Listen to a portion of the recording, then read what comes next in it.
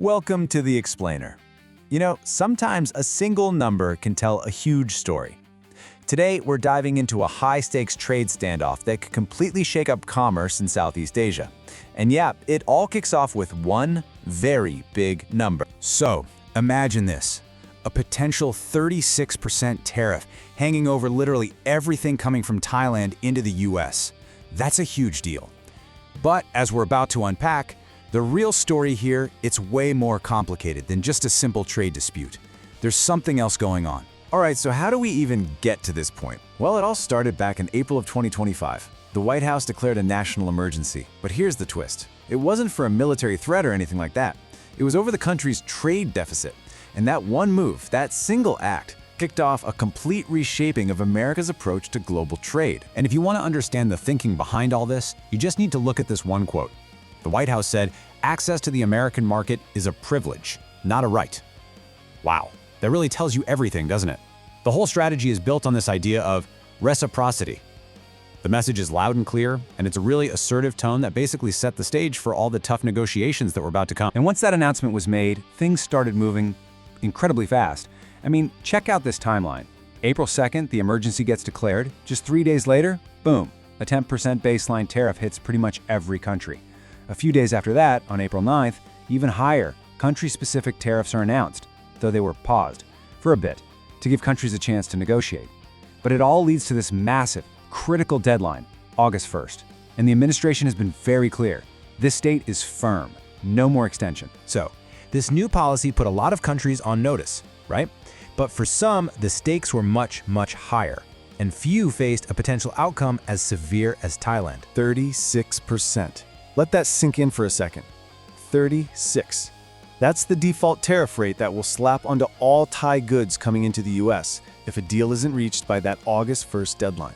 We're talking about a number so big, it could absolutely cripple entire industries. And if you want to talk about pressure, just look at this.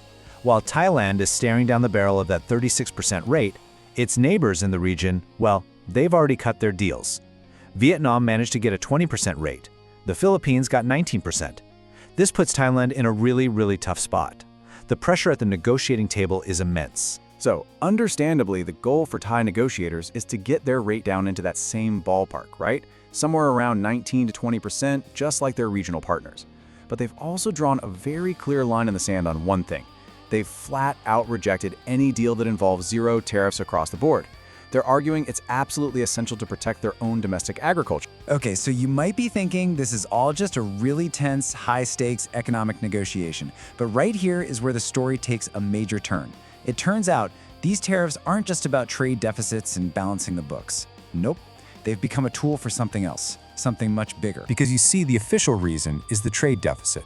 But the administration's actions, they tell a very different story. There's definitely more going on here. And here it is, the bombshell.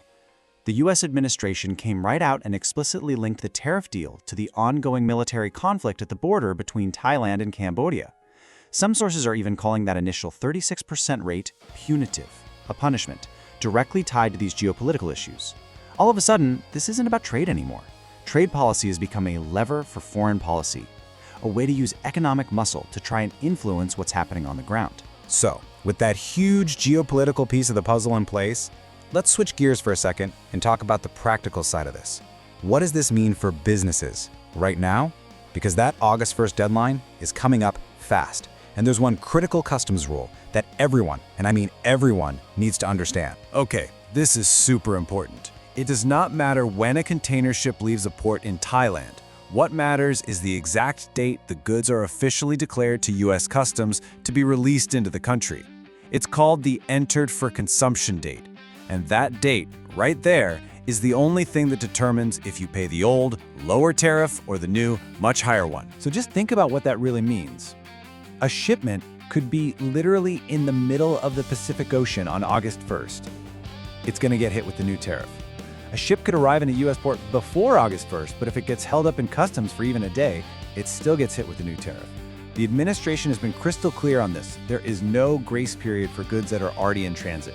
None. So, with all this complexity, all this risk, what can businesses who are caught in the middle of this actually do? Well, there are some key strategies. Okay, so Experts are basically recommending a 4-step game plan. First, you've got to do an urgent deep dive into your supply chains. Figure out exactly which products are going to be hit. Second, get on the phone with your customs brokers and your lawyers, like yesterday. Third, you have to be glued to official US government announcements because things could change at the last minute. And finally, and this is a big one, consider filing protests. You see, some federal courts have actually ruled against these kinds of tariffs. And even though the government is still collecting them while they appeal, filing that protest now preserves your right to get a refund down the line if the courts ultimately strike them down for good. But in the middle of all this bad news, there is one surprising silver lining, a potential opportunity. The US has this thing called the de minimis exemption, basically an $800 duty-free allowance for small shipments. Now here's the interesting part. That exemption was recently taken away from China and Hong Kong, but for Thailand, it's still in place. For e-commerce businesses especially, this could be a massive competitive advantage. So what we're really seeing here is a fundamental shift, right? An era where trade deals are no longer just about trade, they're explicitly being used as bargaining chips in a much larger geopolitical game. For Thailand, the path forward isn't just about negotiating a number, it's about navigating incredibly complex international relations, all with the clock ticking down. And it really leaves us with a huge question. In a world like this, what is the future for Thai exports and for global trade as a whole? Thanks for joining us for this explainer.